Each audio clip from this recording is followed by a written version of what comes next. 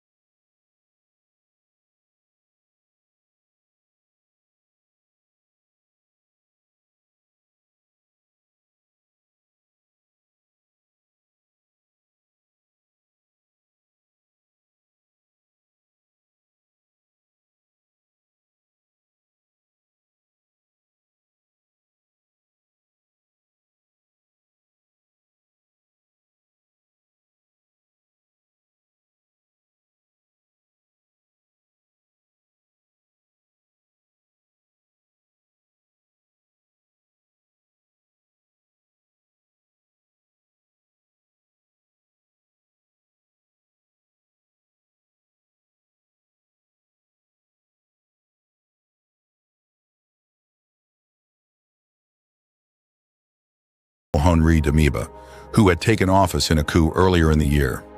Traoré justified their actions by stating in a televised address on October 1, 2022, that Damiba had failed to effectively address the ongoing issue of insurgency.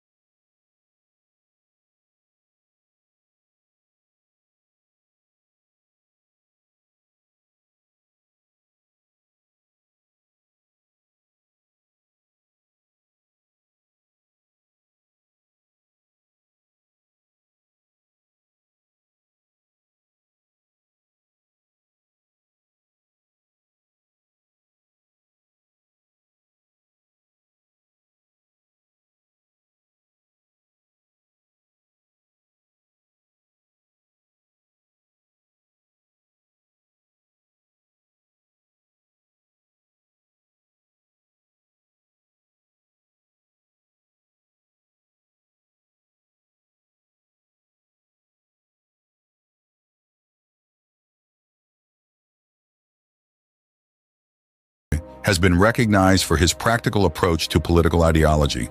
He has addressed a significant economic challenge in Burkina Faso by pointing out the absence of a domestic goal.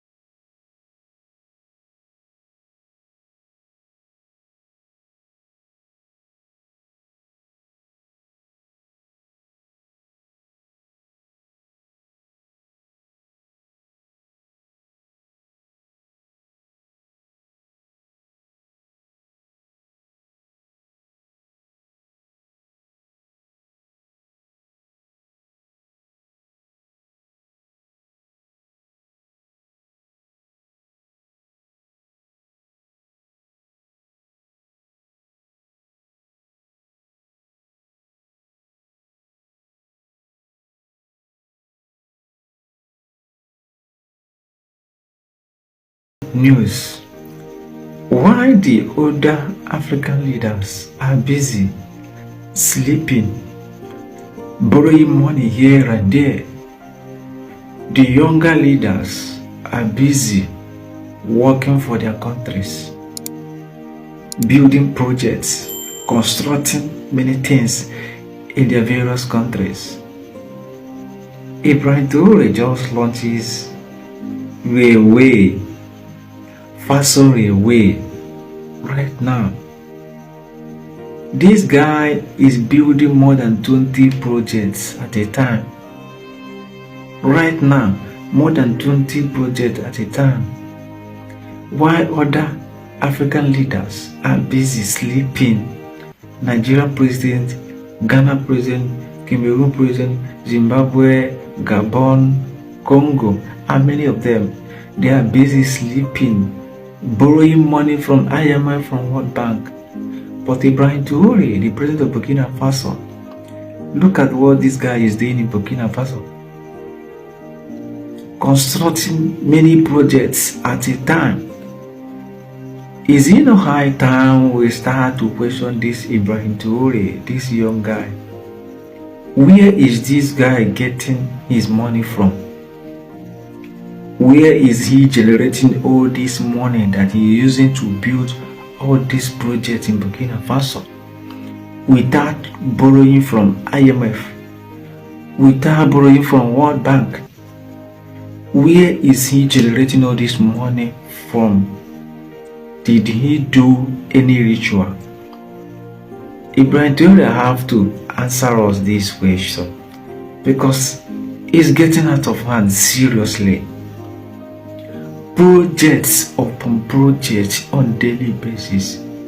Good news upon good news coming out from Burkina Faso on daily basis. Where is this guy getting his money from? I know here in Nigeria we are more populated than Burkina Faso. Nigeria generates more income daily more than Burkina Faso. Nigeria have more mineral resources more than Burkina Faso, including Ghana, Cameroon. All these countries have also their mineral resources. But what is happening in all these countries? Our leaders, they are busy sleeping, moving around the world, borrowing money from IMF, from World Bank. And we're not seeing the results. But take a look at Burkina Faso, they are not borrowing. Where is this Ibrahim Traore getting his money from? African youth, we have to start asking questions. Question our leaders. Nigerians, you guys have to question the leaders. Ghanaians, question your leaders. Cameroonians, question your leaders. And others, question your leaders. What is happening? The mineral resources in your countries, what are they doing with the money they are generating through that mineral resources? What exactly? See what is going on in Niger, Burkina Faso, Mali. All these younger leaders, see what they are doing in their countries. How are these guys generating this money? Where are they generating it from? Of course, African youth, we are distracted. These old cargoes of leaders, they always distract us with rubbish online. With BB Niger, with Davido, Wizkid, with Ghana Girl, knocking 6 men. They are distracting us from focusing on something tangible, from focusing on them. They always distract us. We are focusing on something not tangible. Why they are there, squandering our money, borrowing more money, caging us. Yeah, caging us more and more, borrowing from IMF. See, Burkina Faso, Ibrahim Traore is just, giving these guys vibes. See what is going on in Burkina Faso. I will keep reporting all these things going on in Burkina Faso. Yes, I will keep reporting it to you guys. If we see good things, we have to report it. Yes, not only the bad ones we're gonna be reporting, good ones coming out from many African countries here, we will keep reporting it. Coming from Niger, Mali, Burkina Faso, we will keep reporting it to you guys. This is what is going on. New railways in Burkina Faso. And this railway is going to be completed in 18 months time, costing millions of US dollars. Where is this guy getting this money from? I don't understand it. It's getting out of hand, guys. Please share your thoughts respectively on the comment section. Share the video. I'm begging you, this is a good news. Share the video, like, share your thought. Please subscribe to my YouTube channel. Please, I beg you. If you love what I'm doing, the news I'm always reporting to you guys, please subscribe to my YouTube channel, Ugoma Vlog. Please, I beg you, do me this favor. Please share your thought also.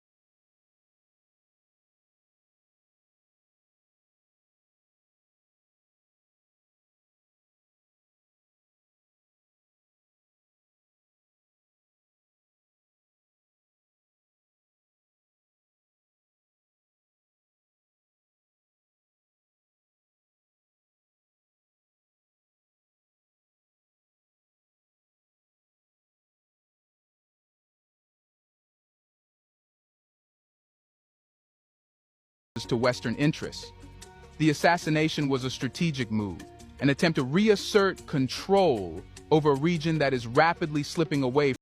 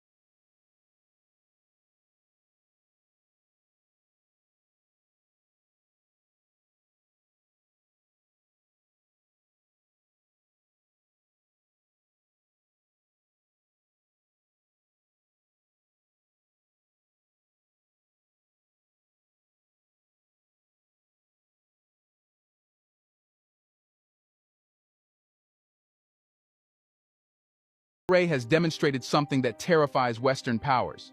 A young African leader who is unafraid to sever ties with his colonial past and forge new relationships based on mutual respect and shared interests. And when Burkina Faso looked to the horizon for partners who truly respect African sovereignty, it didn't have to search long. Russia stepped up, not to dominate, but to collaborate. Russia's interests in Burkina Faso go beyond mere opportunism. Let's dispel that Western narrative immediately.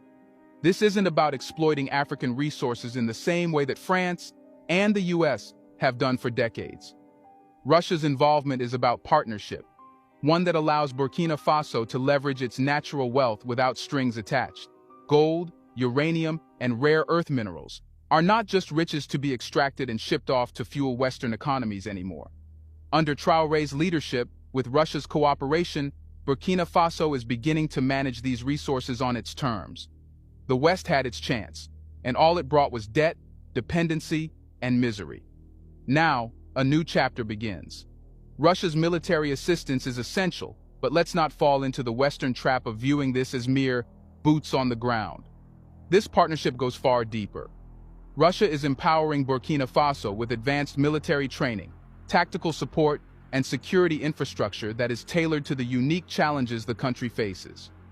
Compare that with the French military presence, which for years did little but prop up a failing regime and protect foreign interests. Traoré, in his wisdom, saw through that farce. And so did Russia. This is about giving Burkina Faso the tools to defend itself, secure its borders, and maintain its independence without having to rely on the so-called peacekeepers who have been anything but. Russia is not here to take from Burkina Faso, it's here to give. Yes, Russia stands to gain from this partnership, but not in the exploitative sense that we've come to associate with Western interventions. For Russia, Burkina Faso represents an opportunity to strengthen its alliances with nations that are tired of being dictated to by the West. And for Burkina Faso, Russia is a partner that offers real security assistance and economic cooperation without the neo-colonial baggage. This is a mutually beneficial relationship, built on respect and shared goals, and that's what truly terrifies the West. Now, the West will throw around the word stability as if they have a monopoly on it. The West argues that Burkina Faso's turn to Russia destabilizes the region. Really? Let's be honest. Who created the instability in the first place? For decades, the West, particularly France, has meddled in West African affairs, leaving behind a legacy of coups, weak governments, and endless cycles of violence. Traoré, with Russia's support, is breaking that cycle. Stability doesn't come from being a pawn in someone else's game. It comes from having the power to defend your sovereignty, and that's exactly what Burkina Faso is building now, with Russia's help. Russia's strategic interest in Burkina Faso is also about leading a broader movement for a multipolar world. The days of a single global power calling the shots are over, and Burkina Faso is at the heart of this transformation. The West can no longer assume that Africa will fall in line with its outdated, imperialistic vision. Burkina Faso is proving that African nations have choices. Choices that don't involve bending the knee to the IMF, World Bank, or any other Western financial institutions designed to trap countries in endless cycles of debt. Russia's role here is to support Burkina Faso in its quest for true sovereignty, free from the yoke of Western interference. Just look at what Russia has done in other African nations like Mali and the Central African Republic. These countries, much like Burkina Faso, have suffered under the weight of Western manipulation. But with Russian support, they have started to reclaim their agency on the global stage. Burkina Faso sees this, and it's no coincidence that it's following a similar path. Russia isn't dictating terms, it's providing the tools for self-reliance. The West hates this because it exposes their failures and their inability to truly help African nations stand on their own feet. Russia's involvement in Burkina Faso also sends a message to the rest of Africa. It tells the continent's leaders, you have options. Moscow is offering something that the West never has: genuine support for African sovereignty. And make no mistake, Burkina Faso is embracing this opportunity with both hands. Traoré knows that the old ways of dependence on Western powers lead nowhere but stagnation and exploitation. With Russia, Burkina Faso is positioning itself as a leader in a new African order, one where nations are free to chart their destinies without Western oversight. So, when we ask why Russia is invested in Burkina Faso, the answer is simple. Because Burkina Faso, under Traoré's leadership, is the future of Africa. A future where African nations stand tall, reject Western exploitation, and build partnerships on their terms. And Russia, in supporting this vision, stands to gain not only an ally, but a key role in the transformation of a continent that is finally breaking free. So, yes, we know that the West is scared of Russia and Africa's ties. But what are the deep reasons no one talks about? The West's frantic response to Russia's growing influence in Burkina Faso and across Africa reveals a fear that goes beyond simple geopolitical maneuvering. It's a realization that their long-standing control over the continent is unraveling faster than they ever expected. For decades, Western powers like France and the United States treated Africa as their private hunting ground, exerting dominance through military bases, economic policies, and political strings pulled from behind closed doors. But now, with Russia stepping in and offering a different kind of partnership, the West's house of cards is falling apart. France especially is reeling from the seismic shifts in its former colonies. Let's face it, France's so-called peacekeeping missions in places like Burkina Faso and Mali were nothing more than a thinly veiled attempt to maintain control over African resources and strategic military outposts.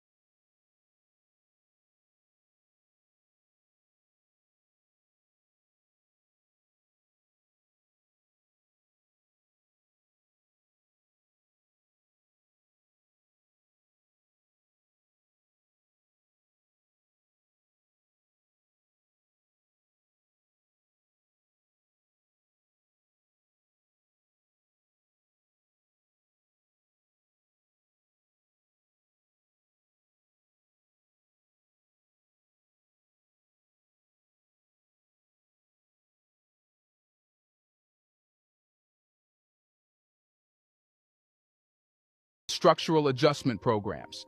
These were all just different leashes used to keep African nations bound to the interests of Western powers.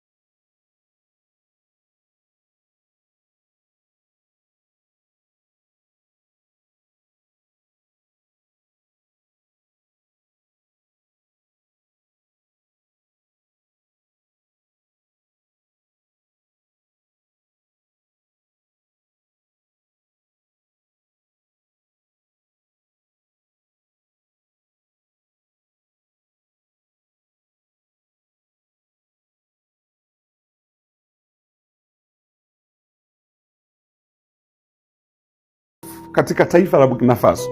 IMF, International Monetary Fund, hawa wanakopesha mikopo ambayo mikopo hii inakuwa ni mnyororo wa utumwa, kwa sababu ni utumwa wa aina nyingine. Na maneno haya aliwahi kuongea Thomas Isidore Noel Sankara, ambaye sasa Ibrahim Traore tunamwita ni blueprint ya Thomas Isidore Noel Sankara.